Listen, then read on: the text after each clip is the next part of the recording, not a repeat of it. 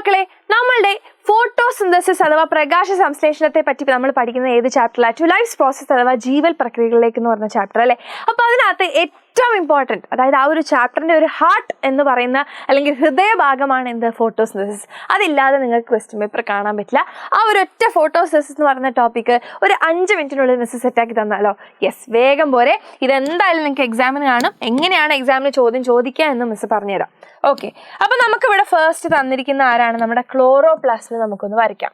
Okay, അപ്പോൾ ഈ ഒരു ക്ലോറോപ്ലാസ്റ്റിൻ്റെ സ്ട്രക്ചറും ഇമ്പോർട്ടൻ്റ് ആണ് കേട്ടോ, എക്സാമിന് ചോദ്യം വരുന്നതാണ്.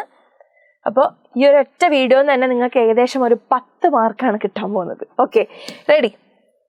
ശ്രദ്ധിച്ചു കേട്ടോ. അപ്പോൾ നമ്മുടെ ക്ലോറോപ്ലാസ്റ്റിൻ്റെ ഉള്ളിൽ നമുക്ക് നോക്കിക്കഴിഞ്ഞാൽ ഇങ്ങനെ എന്ത് കാണാം? സ്തരസഞ്ചികൾ അഥവാ മെംബ്രെയിൻ സാക്സ് കാണാൻ വേണ്ടിയിട്ട് പറ്റും.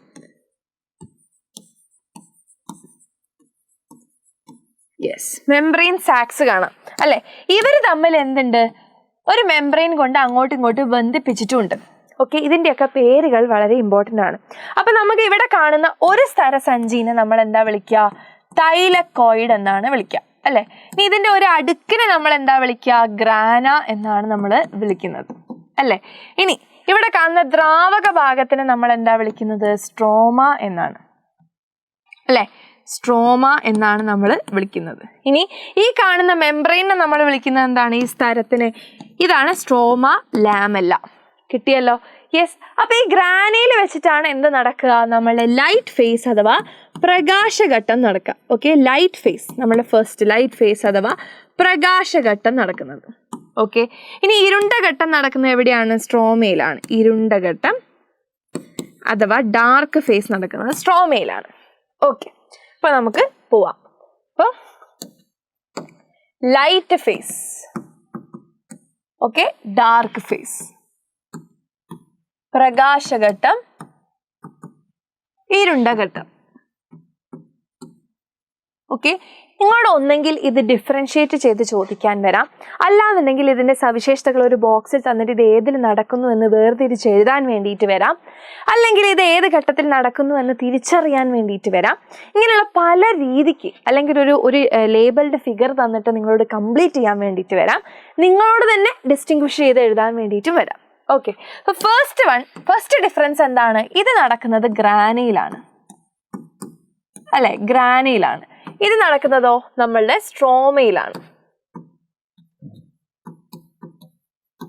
Okay, ready? നെക്സ്റ്റ് ഡിഫറൻസ് എന്താണ്? ലൈറ്റ് ഫേസ് എന്ന് പറയുന്നത് എന്തിനു ചെയ്യും?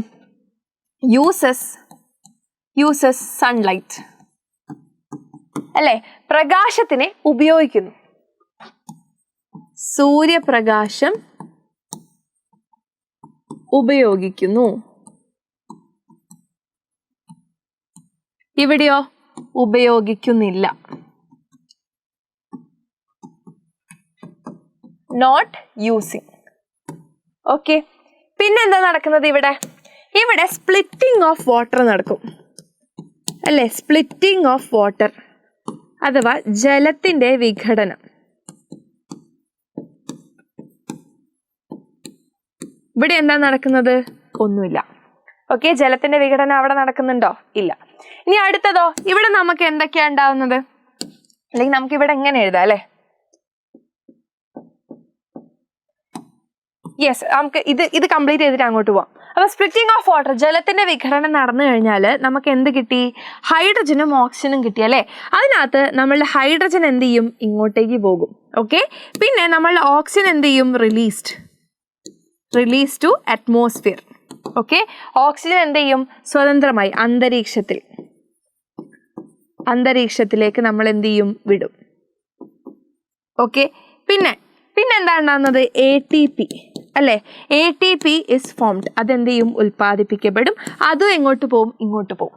ഓക്കെ, അപ്പോൾ ഇവിടെ വെച്ച് എന്താ സംഭവിക്കുക? നമ്മളുടെ ഹൈഡ്രജനും കാർബൺ ഡൈ ഓക്സൈഡും കൂടെ കൂടിച്ചേരും in the presence of ATP അല്ലെ. ATPയുടെ സാന്നിധ്യത്തിൽ അവിടെ വെച്ച് നമുക്ക് എന്തുണ്ടാകും? Glucose is formed. ഗ്ലൂക്കോസ് ആണ് എന്ത് ചെയ്യുന്നത്? ഉൽപ്പാദിപ്പിക്കപ്പെടുന്നത്. ഓക്കെ, ഇത്രയേ ഉള്ളൂ. ഇതാണ് എന്ത് നമ്മളുടെ ഫോട്ടോസിന്തസിസ്. അപ്പോൾ ലൈറ്റ് ഫേസിൽ എന്ത് നടക്കുന്നു, ഡാർക്ക് ഫേസിൽ എന്ത് നടക്കുന്നു എന്നുള്ളത് ഓർത്തു വെക്കുക. ഓക്കെ, അപ്പോൾ ഈ ഹൈഡ്രജൻ ഇങ്ങോട്ട് പോകുമ്പോഴാണ് എന്തുണ്ടാവുന്നത്, ATP ഉണ്ടാവുന്നത് എന്നും കൂടി ഓർത്തു വെക്കുക. ഓക്കെ, ക്ലിയർ അല്ലേ? യെസ്. അപ്പോൾ ഈ ഒരു ടോപ്പിക്കിൽ നിന്ന് തന്നെ നിങ്ങൾക്ക് എന്ത് കിട്ടി, ഏകദേശം 10 മാർക്കാണ് ഈ ഒരു വീഡിയോ നിങ്ങൾക്ക് കിട്ടിയത്. അതായത് നിങ്ങൾക്ക് ക്ലോറോപ്ലാസ്റ്റിൻ്റെ സ്ട്രക്ചർ കിട്ടി ആൻഡ് കംപ്ലീറ്റ് ഫോട്ടോസിന്തസിസ് പ്രകാശ സംശ്ലേഷണം മൊത്തത്തിലും നിങ്ങൾക്ക് കിട്ടി. ആൻഡ് ഒരൊറ്റ കാര്യം കൂടി നിങ്ങൾ കമൻറ്റ് ചെയ്യണം, ഡാർക്ക് റിയാക്ഷൻ അഥവാ ഇരുണ്ട ഘട്ടം മൊത്തം നമുക്ക് പറഞ്ഞു തന്ന ഒരു സയൻറ്റിസ്റ്റ് ഉണ്ട്, ഒരു ശാസ്ത്രജ്ഞൻ. ആ ശാസ്ത്രജ്ഞൻ്റെ പേരെന്താണെന്നുള്ളത് ഒന്ന് താഴെ കമൻറ്റ് ചെയ്യുക. ഒരു ക്ലൂ തരാം, ആദ്യത്തെ പേര് മെൽവിൻ. അപ്പോൾ ബാക്കി എന്താണെന്നുള്ളത് താഴെ കമൻറ്റ് ചെയ്യാം.